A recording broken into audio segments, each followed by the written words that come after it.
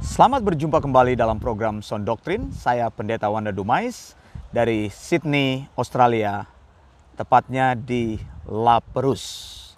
Maranatha, Tuhan Yesus segera datang.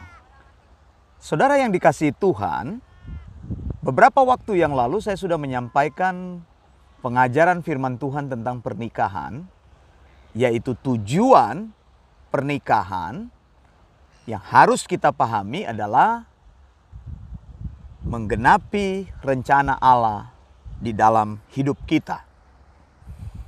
Misalnya dalam Kejadian 2 ayat ke-18 dikatakan Tuhan Allah berfirman, "Tidak baik kalau manusia itu seorang diri saja, aku akan menjadikan penolong baginya yang sepadan dengan dia." Bahasa Ibraninya berkata seperti ini, "Wayomer Adonai Elohim lo tov heyot ha Adam levado ese lo ezer kenege doo." Jadi ada kata lo tov heyot. Lo tov heyot itu menyimpulkan rencana Allah untuk pernikahan. Bahwa engkau menikah itu bukan karena tertangkap basah hansip begitu, bukan ya. Saudara, ada kan orang yang menikah begitu karena ketangkap hansip ya terpaksa menikah begitu. Karena ada hubungan yang salah begitu, malam-malam tiba-tiba digerebek hansip, akhirnya menikah. Bukan juga menikah karena dinikahkan oleh orang tua, dipaksa oleh orang tua zaman Siti Nurbaya dulu. Begitu, bukan. Pernikahan itu bukan seperti itu, tapi pernikahan itu menggenapkan rencana Allah. Jadi kalau engkau sudah menikah itu engkau punya keyakinan bahwa orang yang engkau nikahi, pasanganmu, suamimu atau istrimu itu adalah penggenapan rencana Allah di dalam hidupmu. Berarti engkau menikah karena Allah ingin rencana Allah digenapi di dalam hidupmu. Bukan juga karena usiamu sudah tua atau sudah layak untuk menikah. Bukan juga karena hasrat seksual. Karena hasrat seksual sudah menggebu-gebu. Kan? Karena sudah akil balik, sudah menggebu-gebu pengen cari pasangan. Bukan karena itu pengen cari tempat melampiaskan. Bukan. Tapi berpikirlah bahwa kehendak dan rencana Allah harus digenapi dalam hidupmu. Jadi istrimu itu akan selalu engkau hormati sebagai teman pewaris kasih karunia. Bahwa bersamanya kehendak dan rencana Allah digenapi di dalam hidupku. Bersama suamimu, kehendak dan rencana Allah digenapi dalam hidupmu. Jadi engkau yang baru mau menikah, punya pasangan, merencanakan untuk menikah, engkau tahu orang tersebut dikirim Tuhan untuk menjadi orang yang akan menggenapi rencana Allah di dalam hidupmu. Terus kan ada kata eser di situ. Eser itu penolong yang sepadan. Jadi Tuhan mencari orang yang sepadan. Nah, ini juga menunjuk kepada bagian berikutnya yang ingin saya bicarakan hari ini. Bagaimana memilih pasangan hidup. Bagaimana memilih teman hidup. Prinsip-prinsip pernikahan akan selalu saya khotbahkan. Tadinya saya berpikir saya mau ajarkan prinsip-prinsip pernikahan ini di Eleos Theological School. Karena pengajaran-pengajaran ini dulu saya sudah ajarkan di dalam sekolah kami. Kami punya sekolah konseling. Di antaranya membahas tentang pernikahan dan keluarga. Tapi saya pikir saya akan ajarkan di dalam Facebook karena banyak orang, maksud saya melalui khotbah di Facebook, di YouTube, ataupun di media sosial. Karena banyak orang yang sulit mengakses Zoom. Mungkin saja ya, karena akses internetnya susah atau banyak kendala-kendala lainnya. Nah, bagaimana memilih pasangan hidup? 2 Korintus 6 ayat 14. Firman Tuhan katakan, "Janganlah kamu merupakan pasangan yang tidak seimbang dengan orang-orang yang tak percaya. Sebab persamaan apakah terdapat antara kebenaran dan kedurhakaan? Atau bagaimanakah terang dapat bersatu dengan gelap?" Jadi prinsip menemukan teman hidup, tadi saya sudah bilang ketika Allah membawa teman hidup kepada Adam, seorang wanita, Di situ ada kata eser, ya, sepadan. Dan Paulus mengulangi prinsip itu. Saya bilang, saudara, Alkitab itu satu continuity, satu kesinambungan, harmonisasi.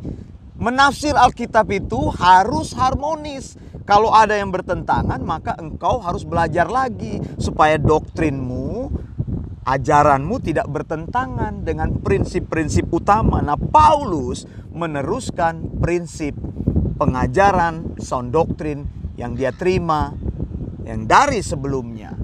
Paulus mendengar ajaran-ajaran sound doktrin, dia sampaikan ajaran sound doktrin, dia beritakan kepada orang yang bisa dipercayai, diajarkan, lalu orang itu mengajarkan kepada orang lain. Itulah yang saya lakukan di Eleos Theological School. Jadi saya ajarkan kebenaran itu dengan harapan orang-orang itu yang sudah dipercayakan kebenaran, mereka percaya kepada sound doktrin, menghidupi sound doktrin, mereka bisa mengajar kepada orang lain. Cuma itu kebahagiaan hidup saya, sound doktrin bisa diteruskan, bukan untuk mencari popularitas, tidak. 2 Korintus 6 ayat 14 firman Tuhan katakan, untuk mencari pasangan harus cari pasangan yang seimbang. Seimbang pertama yang Tuhan katakan adalah keseimbangan di dalam iman. Begitu. Yang pertama saya sudah bilang, pernikahan itu menggenapkan rencana Allah dalam hidupmu. Lalu yang kedua, engkau harus cari pasangan yang mempunyai visi dan misi yang sama denganmu. Makanya selama berpacaran ini harus diuji, saudara. Jangan hajar sana, hajar sini, tabrak sana, tabrak sini, menikah dengan sembarang orang. Ini juga peringatan. Mencari pasangan itu mencari orang yang sama-sama lahir baru. Orang yang lahir baru akan punya visi dan misi yang sama.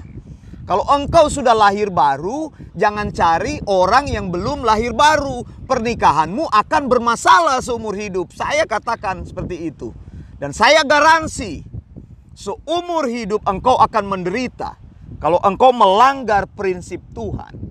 Mencari pasangan hidup, cari orang yang seimbang.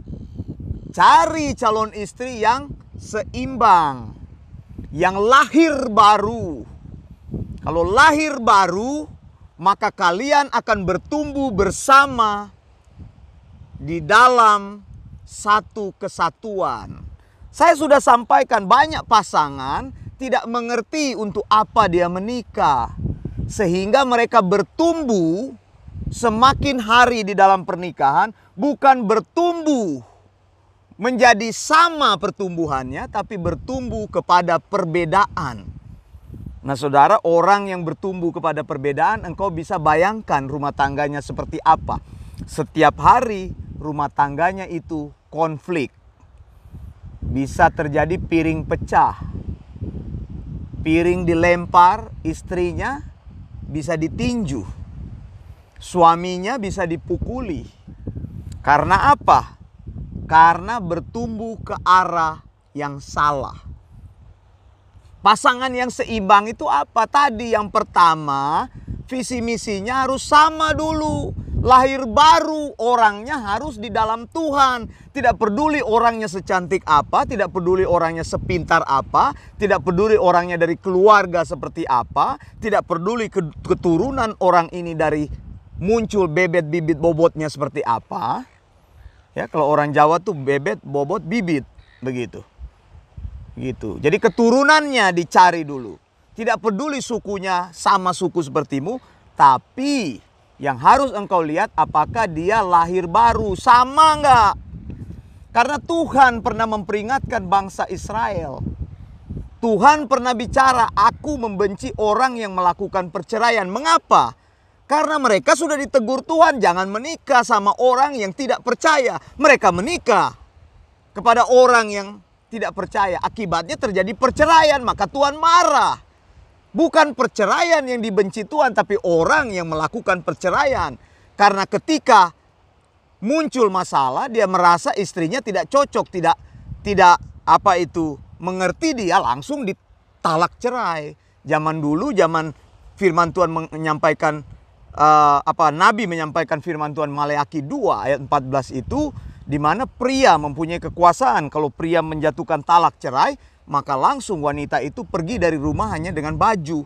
Nah, Tuhan benci itu. Jadi harus cari pasangan seimbang. Jangan cari juga pasangan, saudara, pasanganmu terlalu tua secara umur. Ini tidak seimbang. Saya beritahu saudara di Australia, karena mau dapat PR, ya, ini di Australia, saudara, saya tidak tahu di negara lain. Karena visanya sudah habis, atau karena dia visanya sudah habis, sudah hidup ilegal gitu di Australia. Jadi dia cari orang yang tua aja begitu.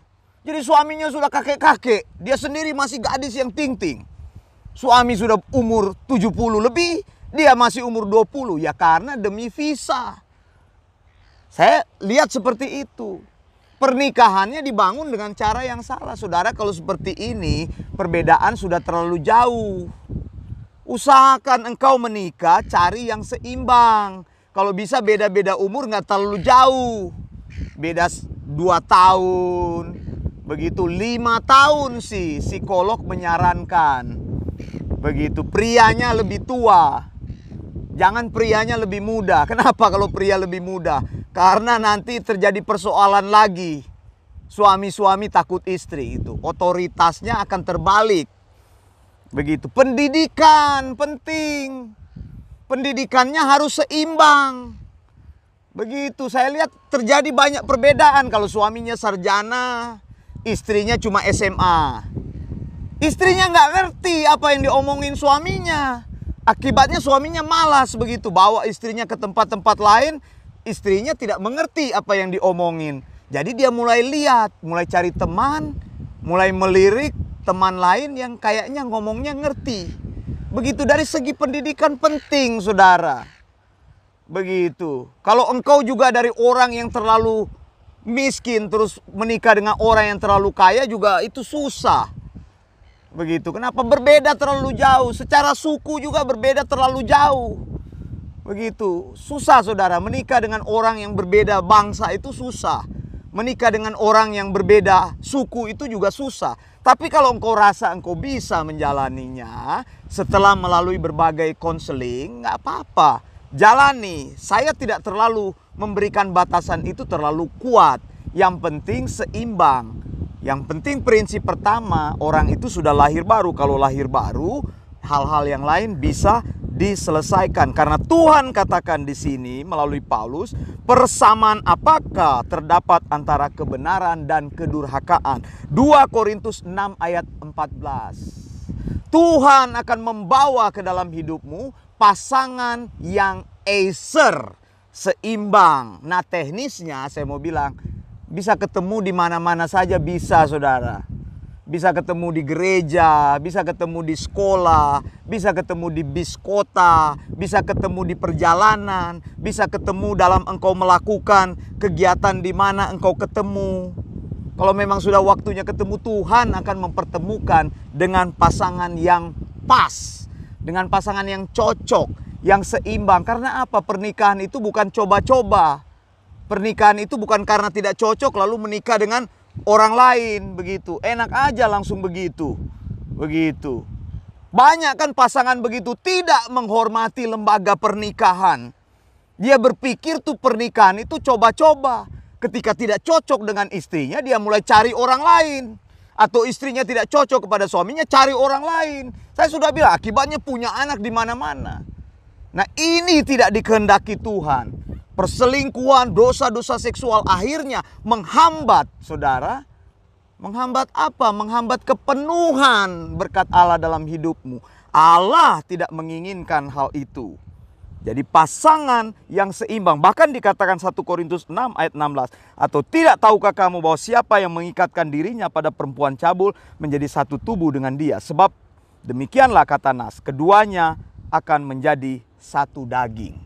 Jadi Alkitab bilang kalau sudah menikah, ditemukan dengan pasangan yang seimbang, maka sudah jadi satu daging. Kalau satu daging itu tidak bisa berpisah. Kedegehedo saya bilang. Kene gehedo itu menjadi satu. Istriku adalah diriku, suamiku adalah diriku. Istriku adalah another version of me, suamiku adalah another version of me. Katakan itu dalam pernikahanmu. Saya Pendeta Wanda Dumais dari La Perouse, Sydney, Australia. Maranatha, Tuhan Yesus segera datang. Blessings. He leadeth me, oh blessed thought, oh words with heavenly comfort brought. Whate'er I do, where'er I be, still 'tis God's hand that leadeth me. He leadeth